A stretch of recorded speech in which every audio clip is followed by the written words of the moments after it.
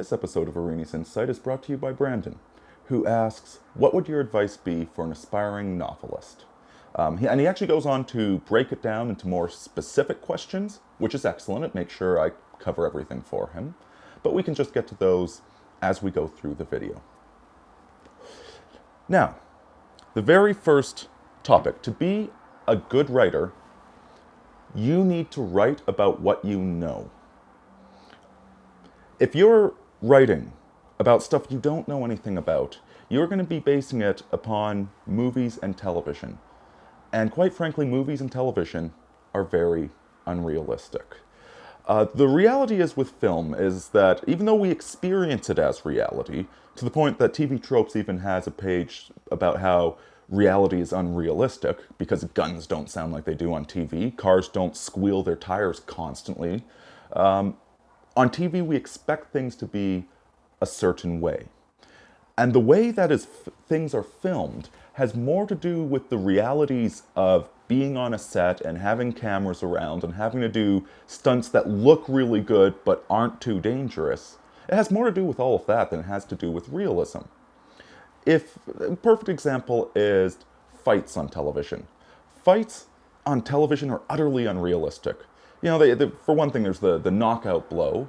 In reality, if somebody gets permanently knocked out from a fist fight, they need to go to a hospital. They are in dire need of medical attention. And another one is simply how flashy and Jackie Chan the fights look. A real-world fight, and if you watch UFC, especially the old stuff, you'll have noticed this, in the real world, fights don't look that interesting. They don't look that exciting. But if you're a writer and you've done some sparring, you've done some wrestling in high school, you can actually write the scene. You can write the scene of the characters getting into this non-flashy, non-Jackie Chan fight, and you can make it interesting because you know the experiences. You know what it's like to be straining, to be feeling the pain of it all. That blinding flash anytime you get hit in the nose, for example. Getting hit in the nose looks funny on TV. If you're writing a book, however, and you write about that blinding flash, the white and black sparks that you see when you get hit in the nose, that's not funny all of a sudden. That's pretty serious. It's exciting. If you haven't experienced something, you just can't write about it all that well. So focus on what you know, which leads to the next point. If you want to be a good writer, live an interesting life. Now listen, all those formulaic cop shows and all that other pablum that comes out of Hollywood, Hollywood writers are the sort of writers that don't lead very interesting lives. They don't know how any of this stuff works. You know, they haven't done anything exciting. So they just write the same tired, derivative stuff as the rest of Hollywood. You don't want to be that. You want to actually write passionately and descriptively. You want to bring people into a world they haven't seen before. So go do interesting stuff. You know, learn to fight. Learn to shoot a gun. Go get a job in the oil patch. Go rent a cabin on a transport ship and go visit Europe. You know, learn to ride a horse. Whatever it is, whatever is your interest in, go do that stuff. If you want to be a good writer, you need to lead an interesting life. So go out there and do all that. And the third point with this, even like there's going to be scenes in your books where it's going to be something, inevitably, you're going to run into something you don't actually know anything about. And it just trying to get a real world experience of that is unfeasible. For example, imagine you have a scene in your book where there's some terrorists in a nuclear power plant and the good guys are chasing them, whatever. How many of us have ever been in a nuclear power plant? You know, like maybe you could feasibly go and, you know, talk to somebody in a nuclear power plant, go on a tour of one. Or you could go on Wikipedia, or you could go on the internet, start looking up pictures. What do these actually look like? You know, what do all the systems do? You know, if there's a gunfight and that gets punctured, what would actually happen? Go and do the research. You cannot write a novel without doing a lot of research into just all the little bits in the background, the little stylistic elements. Because if you have a reader that does know about that and you screw it up, it's going to make you look like an idiot. Now, almost inevitably there is going to be somewhere that happens, but you want to minimize that. So, write about what you know, live an interesting life so you know a lot of stuff worth writing about, and research the stuff that you're not familiar with. Next question was about writing good dialogue. I'm going to break this one down into 3 points too. The technical, the characters, and the dialogue itself. So the technical aspect. When you're writing dialogue, the last thing you want to do is end every statement with Bill said, and then Joe said, and then Bill said all over again. That's just absolutely terrible and clunky. You don't want to be doing that. So one of the techniques I use, instead of saying he said, or he shouted, or he screamed, or he whispered, because there's only so many variations of the word said, is I'll have a character make a statement and follow it up with Bill smoked his cigarette, or Joe leaned back in his seat.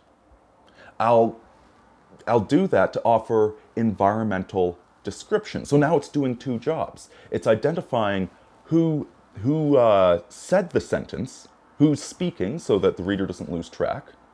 And second of all, it's giving you a mind's eye picture of what's going on without you having to write a bunch of clunky expository dialogue explaining what they're doing. If you put these subtle little cues throughout the dialogue, you can absolutely skip having to have a paragraph of environmental description. So that's a technical thing. And also with the technical thing, when you're reading, and of course, maybe this should have been the first point of advice. If you want to be a writer, read. Read a lot. You need to understand how books work. Don't worry about, that it's going to ruin your idea, you're actually going to steal an idea. Don't, just read. Read as much as you possibly can.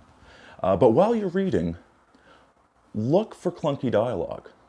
Look for sentences in your favorite author's book that kind of jump out at you, that don't seem to fit properly. And think about how you would rewrite those to be a little bit smoother. So I guarantee you, every book you are going to find bits that you could improve on. So pay attention for that. So that's a technical aspect. The next aspect is that you need to have good characters. Some of the bad writing I've seen has dialogue that is purely in service to the plot. It's almost utopian dialogue, where there's, in real life, when two people have a conversation, they're both coming into it with different goals. Even if you're just talking to your roommate in the morning, you both have different goals for the conversation, different things you want to bring up. Now, as the author, you have a purpose for this dialogue. You want it to lead to them becoming an adventuring party to go slay the dragon. But that's not how the characters are thinking. The characters each have their own goals and motivations going into it. And the utopian dialogue that just perfectly serves the plot is the most boring, terrible, driest thing that you will ever read. Because dialogue, ultimately, stories are not about the plot. Okay, plots are a dime a dozen. Anybody can come up with a plot. Plots are not hard to find. What's hard to find is a writer that can write real characters, that can really make them pop out of the words and sentences and become real. And that's why we read stories, is the characters, not the plot. Even science fiction. It's like science fiction we explicitly read for the ideas. Even there, the good science fiction has characters that are larger than life. That we can feel them breathing through the pages. So you need to understand people. You need to understand basic psychology. You need to understand, look into Freud, look into the medieval humors.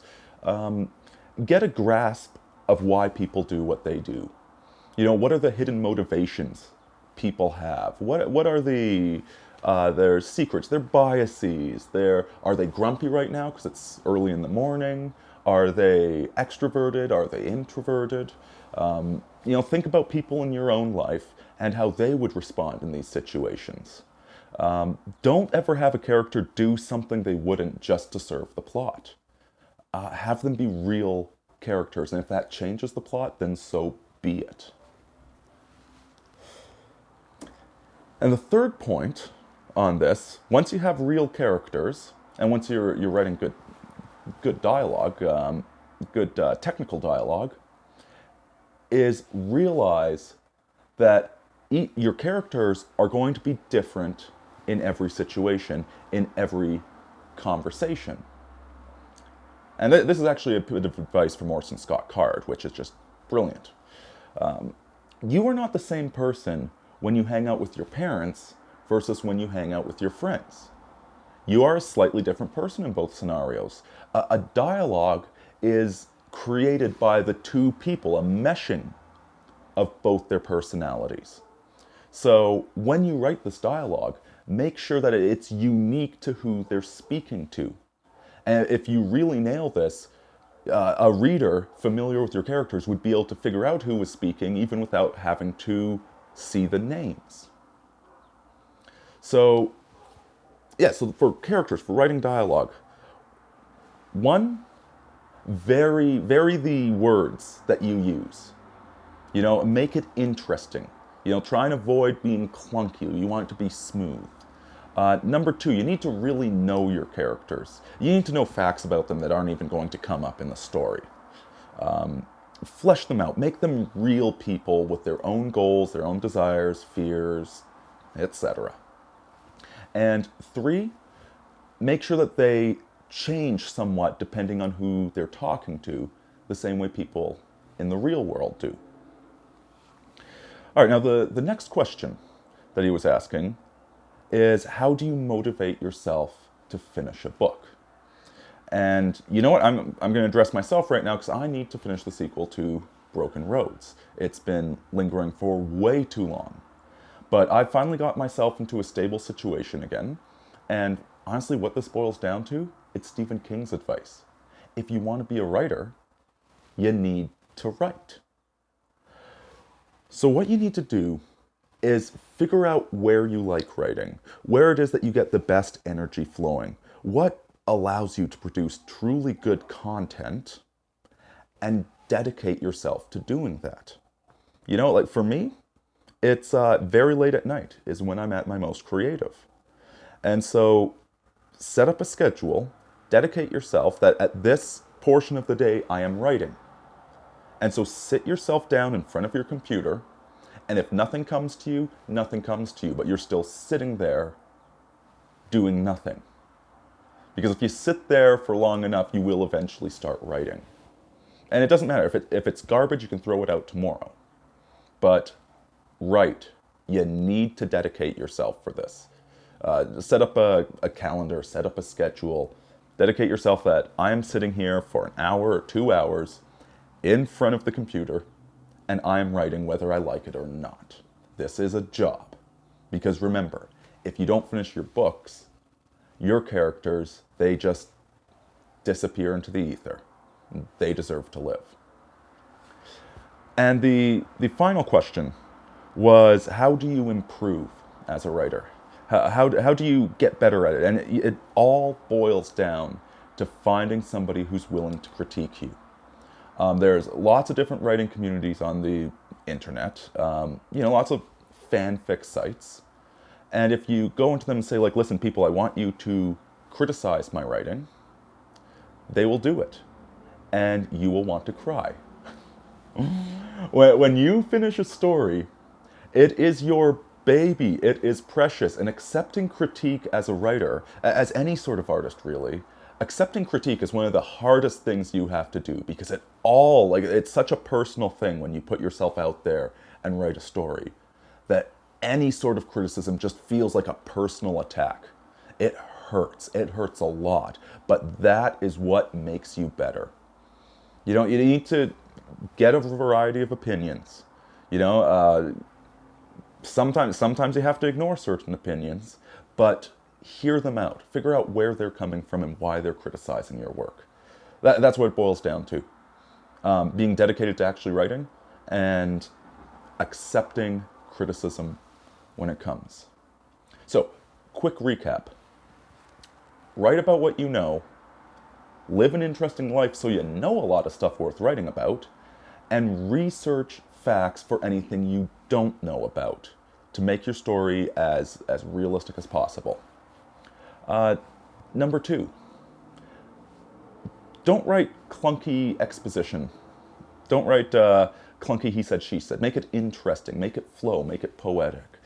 Make sure you know your characters and make sure that their conversations are unique to them. You're not just writing exposition. These are not perfect people that say, hey, you want to go out tonight? Yes, let's go out tonight. Then we will slay a dragon. They are people, they don't know where the conversation is going. You do, they don't. Make it organic. Make them real characters. And finally, write.